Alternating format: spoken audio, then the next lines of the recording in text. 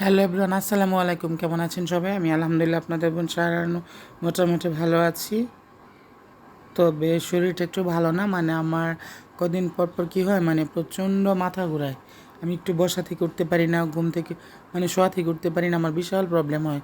তো যাই হোক, কী করার, মেয়ে মানুষ, এত কিছু সমস্যার মাঝে সংসার করতে হয়। সেটা বাবার হোক, স্বামীর হোক, ভাইয়ের হোক, যার সংসার হোক করতে হয়। সেটা বলে আর বোঝানো যাবে না, আর বলে লাভও নাই। তো যাই হোক, এখানে আমি কিছু আমের আচার বানাবো, তাই আম কাইটা নিয়েছি বাজার থেকে, আম আনাইছি।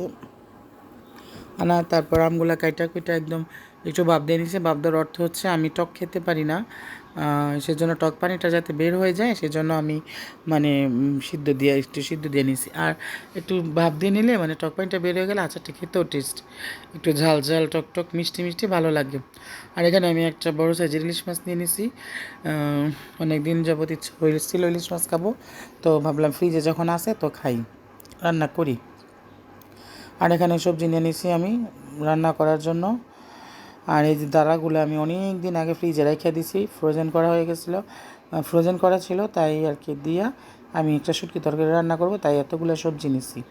আর এই যে সবজিগুলো কাটাকাটি করা শেষ। আমার তরকারি কাটতে বেশিক্ষণ লাগে না, মনে হয় যে এত মানে কাটতে বসলে মনে হয় যে এত তাড়াতাড়ি শেষ হয়ে গেল, আরও কাটতে পারতাম। তো কী করার, এত তো আর লাগে না, যতটুকু লাগে ততটুকুই রান্না করতে হয়। আর অপচয় করা তো ঠিক না, কারণ অপচয়কারী শয়তানের ভাই। আমি চাই না শয়তানের ভাই হতে, আমি ভালো মানুষের বোন থাকতে চাই। সেজন্য মানে একটু একটু নিয়ে একটু একটু রান্না করি, সবাই মিলে জিলে খেয়ে মানে একদম শেষ, পর আবার নতুন করে। তারপরও হয় না অনেক সময়, মানে কালকের তরকারিটা আজকে খেতে হয়, মানে ফেলতে মায়া লাগে।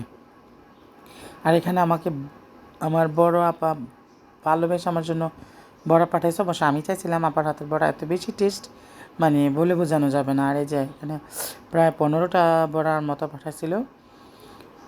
হ্যাঁ, বড়াগুলা এত বেশি মজা ছিল। ও আপা, থ্যাংক ইউ এত মজার বড়া পাঠানোর জন্য। আর আমার ঘর দরজার যে অবস্থা সেটা বলে লাভ নাই।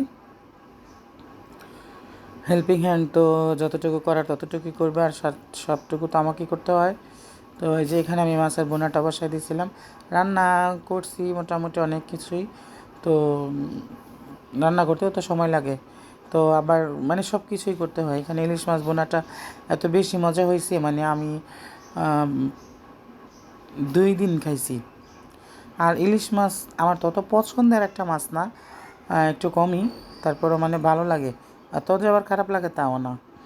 এই যে খেতে বসে গেলাম, আপার দেশে বড়া, ইলিশ মাছ ভুনা, শুটকি তরকারি, মাছ প্লাস মিষ্টি কদু ভাজা, অনেক বেশি মজা লাগছে। আর মিষ্টি কুমড়া তো বলি নাই, যে বলছি যে ভাজি করি নাই, ভাজা করছি। আর ভাজাটা মোটামুটি ভালো লাগে, খারাপ না। আর খেতে বসে গেছিলাম, খাওয়া ঘুম, কাজ কাজ ঘুম খাওয়া। পরে সন্ধ্যার সময় স্টুডেন্টগুলো চলে আসলো, এদেরকে পড়াইতেছি। এগুলো একসাথে বসলে আমার মাথাটা ক্যানের ক্যানের ক্যানের ক্যানের করে, এত পাজি এগুলা, মানে বলে বোঝানো যাবে না। মাঝে মাঝে মনে চায় ইচ্ছা মতো কতটুকু দেই, পরে ভাবলাম যে না, কেন মারবো। আর আমি নর্মালি বাচ্চাদেরকে মারতে পারি না, টিচার হিসেবে আমার একটা সুনাম ছিল, আমি কোনো বাচ্চাদেরকে সহজে মারি নাই, মানে খুব বেশি বিরক্ত না হইলে আমি মারি নাই। আবার এক বাচ্চার একদিন মাইরা বিচারও আসছিল অফিসে, কী আর বলবো, সেটা বলে লাভ নাই। আর এখানে যে দুপুর সকালে আমি আচারগুলা রেডি করে রাখছিলাম, এখন আমি মানে সন্ধ্যার দিকে মেক করছি, কারণ তখন অনেক ঝামেলা ছিল, সেজন্য করি নাই, আস্তে ধীরে রান্না করছি। আর এখানে সন্ধ্যার নাস্তা হিসেবে নিয়েছিলাম আমি চিনি দিয়ে চাপটি আর চা, কারণ চা ছাড়া আমার একদিনও চলে না, চা আমার লাগবেই। সে যে কোনো কিছুতে হোক, হোক গরম, হোক শীত, হোক বৃষ্টি, চা আমার লাগবেই। চা এত মজার একটা খাবার, যেটা বলে বোঝানো যাবে না। তো চাটা খেয়ে হঠাৎ মাথায় পিনিক আসলো যে আমি হাতে মেহেদি পড়ছি, যদিও পড়তে পারি না, নিজেরটা নিজেই পড়ি, কাউকে তেল মাখি না, যা মানে পরাই দাও, আমি যা পারি ততটুকুই। তো মেহেদিটা কেমন হলো অবশ্যই কমেন্টে জানাবেন। নতুন পারি যেমন তেমনই দিছি। আর এখানে রাতে খাবারের জন্য আমি নিচ্ছি একটা চাপটি আর শুটকি তরকারি, যেটা আমার ফেভারিট, সেটা খাইলাম, কি আর করার। তো এই যে ভিডিওটা কেমন লাগলো অবশ্যই জানাবেন।